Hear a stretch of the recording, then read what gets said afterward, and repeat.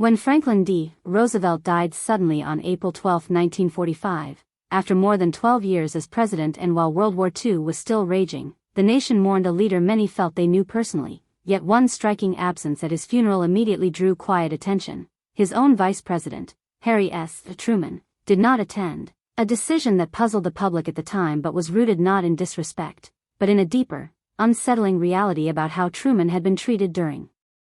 Roosevelt's presidency and the extraordinary burden that fell on him overnight. Truman had been vice president for only 82 days when Roosevelt died, and during that brief time he had been kept almost completely in the dark about the most critical secrets of the war, excluded from major strategic discussions, uninformed about diplomatic negotiations with Churchill and Stalin, and unaware of the Manhattan Project, the most expensive and secret weapons program in history, a fact that would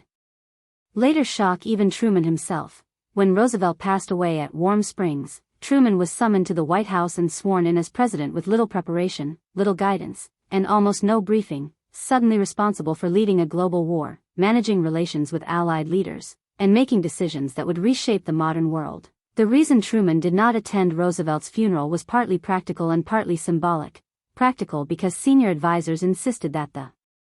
new president remain in Washington to ensure continuity of government during a moment of global instability, fearing that any appearance of leadership vacuum could embolden enemies or unsettle allies, but symbolic because Truman understood instantly that his role had changed from understudy to commander-in-chief, and that his presence was required not in mourning, but in command. Behind the scenes, Truman was already confronting the reality that Roosevelt's inner circle, men like Henry Stimson,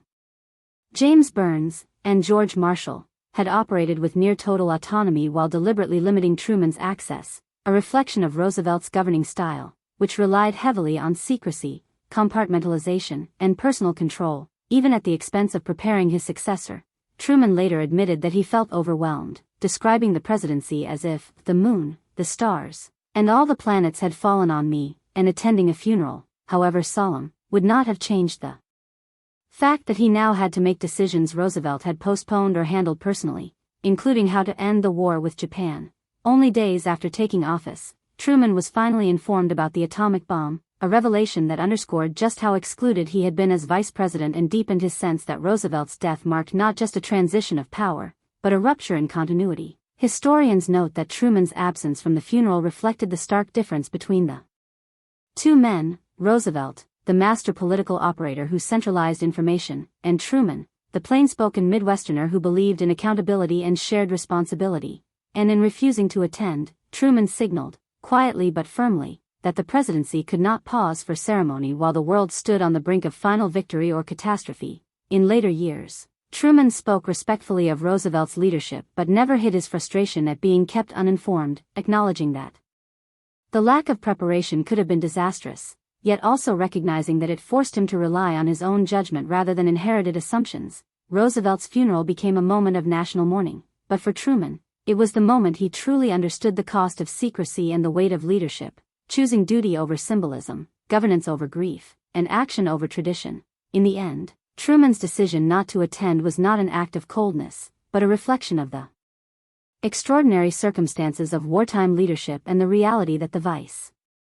president of the United States had been treated less like a successor and more like an outsider, thrust into history's most consequential role with no warning, no roadmap, and no time to look back, making his absence from Roosevelt's funeral not a snub, but a powerful illustration of how abruptly the world had changed, and how unprepared the man now responsible for it all had been forced to become president in a single, irreversible moment.